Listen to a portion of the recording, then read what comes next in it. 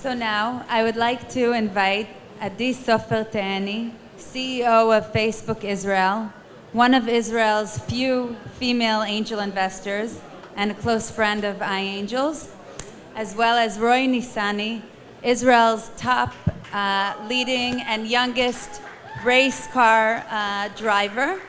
At such a young age, 22 years old, and already filled with so much insight and inspiration. Thank you. So, hello everybody. I'm going to start. That's how it Sorry, goes. sorry, I start, sure. then you go. Yes. Go, yeah.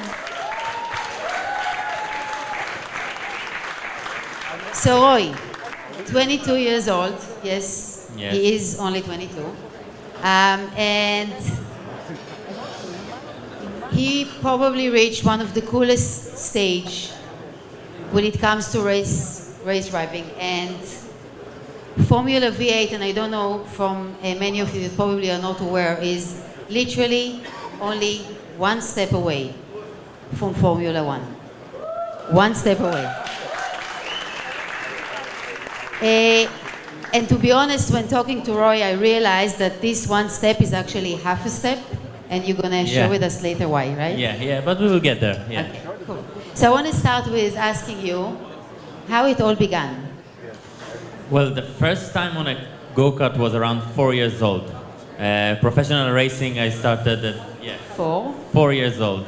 Four. Yeah. I know it sounds young, but to be honest, a few years back in Spain, in Cartagena, to who knows, I watched a group of 3 years old, so even younger than me, and not even on a go-kart, but on pocket bikes, meaning motorcycles.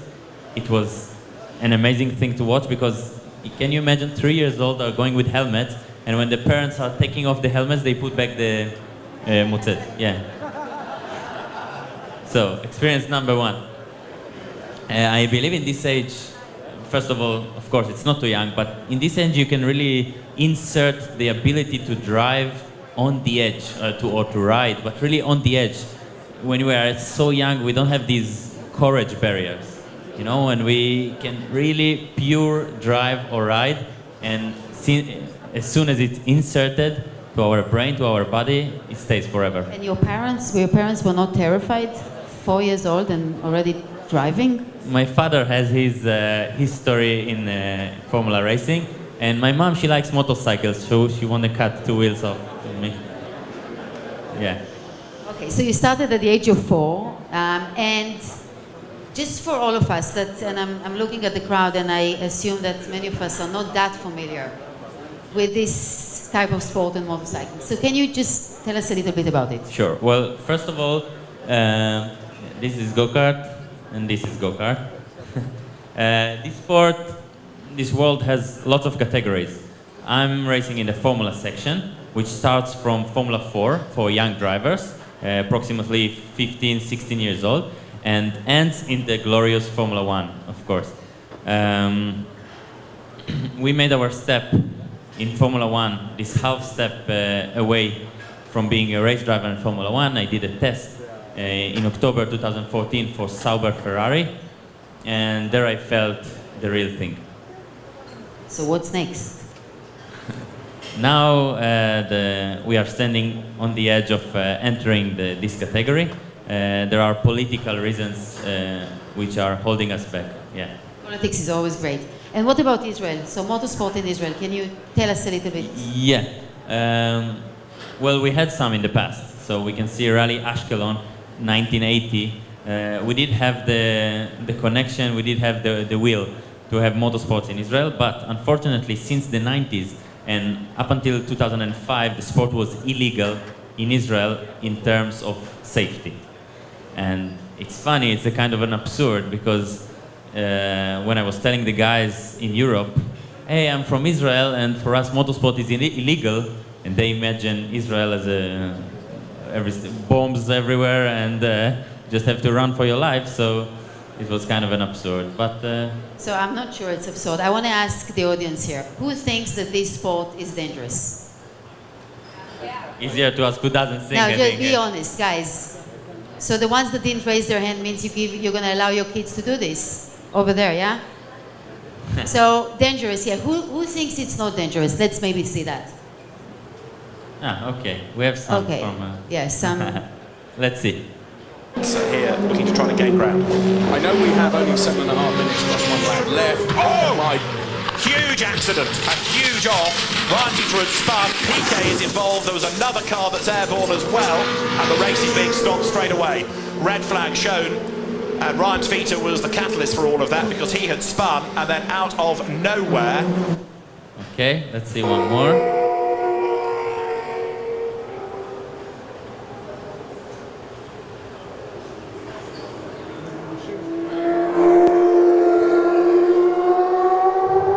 That was supposed to make us feel relaxed, yeah? Of course. Well, this guy inside the tire barrier, it's me. And that was one of my hardest crash last year in Belgium. By the way, everyone was okay also from the previous video. This sport, I know it sounds very dangerous, I know it looks horrifying, but from inside it's not that bad. It's kind of, like a roller coaster, you know? And it's a bit like that. The cockpit is a carbon fiber, strengthened carbon fiber cell, which is not breakable in such circumstances. And everything around, I mean, the wheels, the wings, the covers, it cannot break off really easily. But the driver is always safe. Oh, okay. Yeah. Okay. Maybe convinced, not sure. Formula. Why Formula? What's Formula about this? So for me, Formula, not coming from this sport, is something totally different. Why is it called Formula? That's a good question. Well, He told me to ask it. Of course, it's good. see, I bet all of you have seen the wings on the car, the one that makes it look so great. And even though it's so nice, it's not a decoration element, but it gives a natural effect called downforce. The downforce effect works exactly in contrast to a plane. A plane uses speed to rise up to the sky, and we use the speed to low down, meaning to stick harder to the ground, which gives us the option to drive through corners much, much faster. The thing is, our brain is not trained, and it's an illusion, because I give you a scenario that I tell you, if you want to go through this corner in the right speed, you must press the gas and not the brake. So once, the first time I felt it, I was 14 or 15 in Hockenheim in Germany. The engineer is rushing me to take turn number 9 faster. I tell him, Frank, look, I swear I will crash the wall. There is concrete wall, please. I have to go back to my... Don't. Believe me, go faster, don't brake, full throttle. I went there, I hold my foot not to push the brake, you know. I almost closed my eyes and it passed smoothly. And this is the downforce effect. It's really a natural effect that changes the brain kind of thinking, and the driver has to overthink to be fast. So the faster you go, you actually control the driving better. Because exactly. you are doing the opposite effect from Of a flying. plane, yeah. That's actually amazing. You know, when Roy was explaining this to me, I suddenly realized how much, how much science there is into this sport. So that actually leads me to another question, and I hope you're not going to be mad about this. Yeah, thank you. Is this a sport? It's like what? It's like boys racing with cars. Yeah, What I also makes it wrote a this sport? question, so it's okay. Well, let's see some example about it. No, not yet. Many people think this way. I mean, why is it even a sport? So, firstly, a race driver has the stamina of a Champions League player, and people don't understand why and how. But G-force. Also have the stamina of modesty, as you can see, yeah? What? So, regarding training, in this sport, obviously we cannot train so much. We have the simulator, which is a big dark room with a cockpit of a real Formula, a big screen and some computers. The simulator helps us to train tracks, and it takes the real tracks from the reality, including trees, building, even the side curbs. And the real asphalt is scanned with laser and translated into the simulator to give us the exact feeling of reality. But still, you didn't answer me. Why is this a sport? You know, the motorsport lovers here and the car we have outside, you see the passion in their eyes. You know, and when a motorsport fan or a motorsport driver or anyone from this world meets another one from this world, they have this connection, and this is similar in any sport. Why is it called a sport? Because these are cars that racing in such speeds demands so much from the driver. The athletes, the guys around me, you can see the professionalism in their blood. You can feel it around, and for me, it's one of the best sports around. So so you said that you're doing this simulator to train. How often do you do this? Also this, so our driving training is only 1.5 hour session before every race weekend. And obviously it's not enough, that's why we have the simulator. And also the simulator is not so easy in terms of costs to train every day. We do it before every race for 1 or 2 days, so lots of time against the screen. But in addition, of course, we have the physical training. 5 times a week, 4 hours a day in a gym. 5 times a week? 4 hours a day in the gym.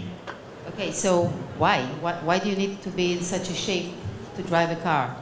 Now there's one of the nicest examples.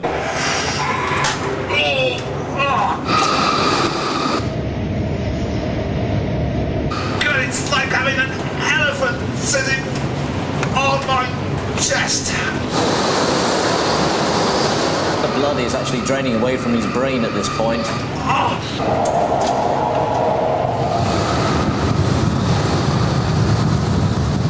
I'm going to try and lift my arm up now. His body weight at the moment is heading towards about 1/3 of a ton. You can see quite clearly the effect of the increased G. That would not be... I would not be able to fly an aeroplane feeling like that. Now think about this. He had to survive it for 2 minutes. We are racing under these forces. These are G-force, by the way, G-forces.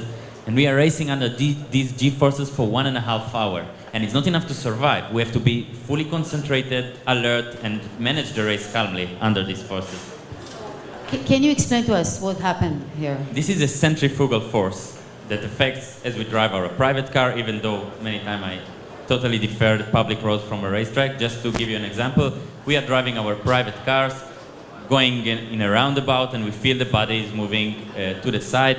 This is, let's say, in the maximum, if we try to really push it hard, which I highly not recommend, we will reach around a bit less than half a G, and in Formula 1 we reach over 5 Gs. What do you feel with 5G? So the body weight equals 5 times more, meaning I weigh 70 kilos, so my weight is over 1/3 of a ton, and I have to keep my body in its center, meaning all the center muscles are working very, very hard during all the race.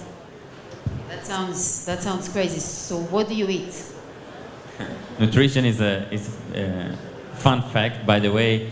Ladies will be interested.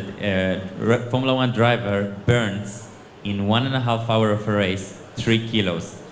Very recommended diet. Yeah. Really good diet, and by Yeah. the way, also for men, not just for ladies. Believe me, if men will drive Formula 1, they will not care. Anyway, our nutrition, of course, we have a very balanced menu with carbs, fats, proteins. But the interesting thing are the reasons. So, firstly, our hip circumference must be small enough for us to move the steering wheel. This is the seat position, and we can see that if the hip is too big, the steering wheel will have no place to move. Secondly, simply the reason of overweighing the car.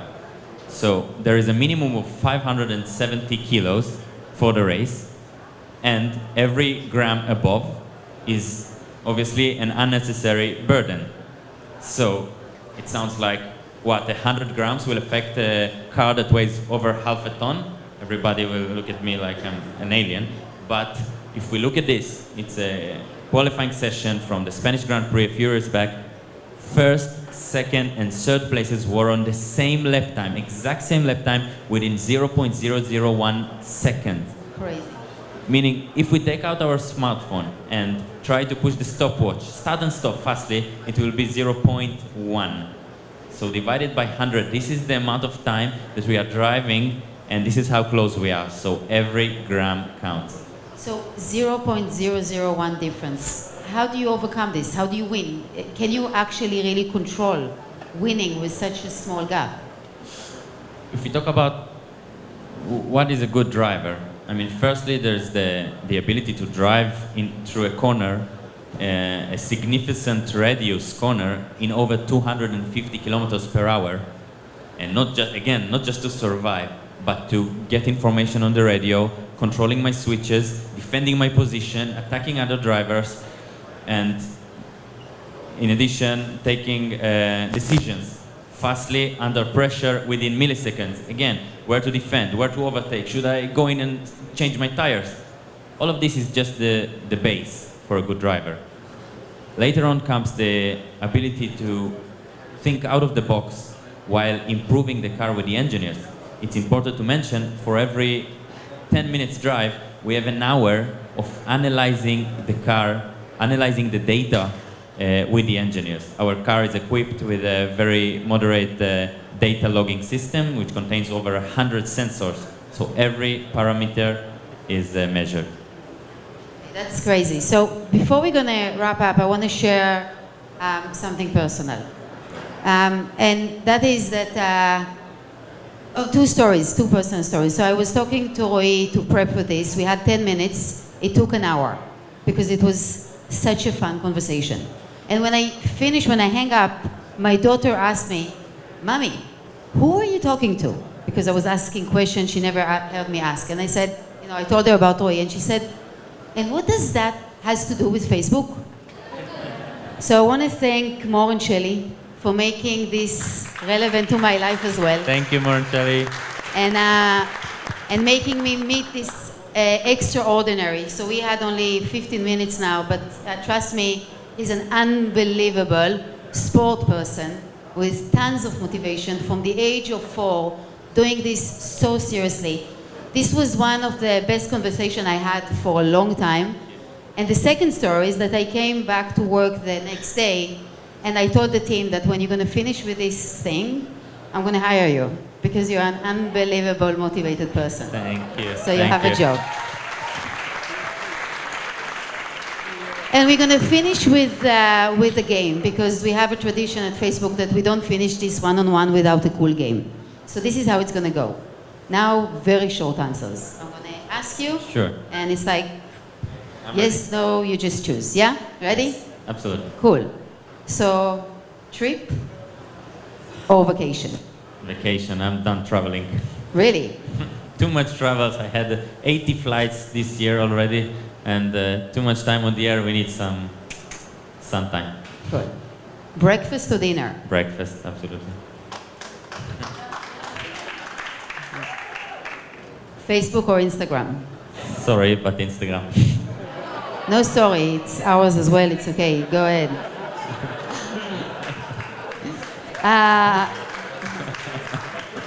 Ferrari or Mercedes? Tough one, but Ferrari. Really? Yeah. All right.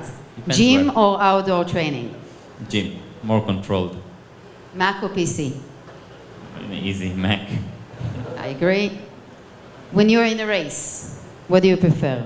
Rain or sun? Rain, of course. Much more action for everyone. Really? A bit more dangerous, as we saw the second video. So I have some nice experiences being under tire barrier, but usually it's looks better. Thank God I'm not your mom. And the last one, the most emotional moment for you. Well, I had a few in the career so far, but I can tell you the most emotional one, the one that keeps me going, is just seeing the checkered flag after having so much hard work and feeling it paying off. This moment, it's incredible. Standing on top of the podium, having the flag above, having the anthem playing, that's dark skin every time I even think about it. And I have a little video to show you. הנה זה קורה, רוי ניסני, ניצחון ראשון בפורמולה 3.5. התקווה תישמע על הפודיום בסילברסטון, בריטניה. הנה הוא, רוי ניסני, המנצח הגדול של המרוץ הראשון בסילברסטון, בריטניה. תכף גם נוכל לשמוע את התקווה, הארגון הלאומי שלנו, יקרה עכשיו.